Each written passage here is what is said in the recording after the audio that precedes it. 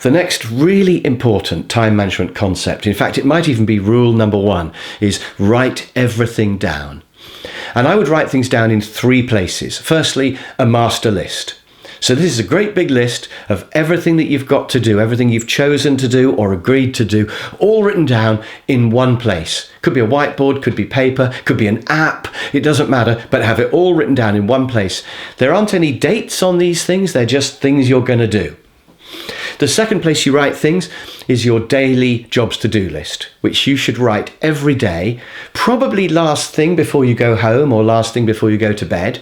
10 things at the most. Any more than that, you won't do it. So any more than that, leave it on your master list. So that's a daily jobs to do list every day. Again, could be a piece of paper, could be in your diary, could be an app, however you want to work. And then you move things across from your master list to your daily list. Every now and then, if you've got a bit of spare time, you look at the master list and you start thinking, I need to start nibbling into that job now because that's becoming urgent or it's important. Then the third place that you write things down is your diary. Your diary should have home and work all in one place. It should always be with you. It can be paper, but it's probably going to be on your phone, I would imagine. So it'll always be with you.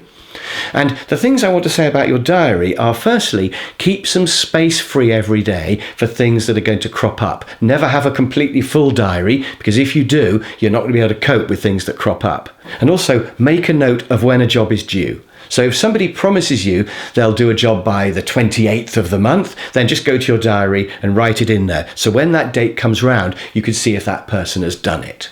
So write everything down on a master list, a daily list, and in your diary.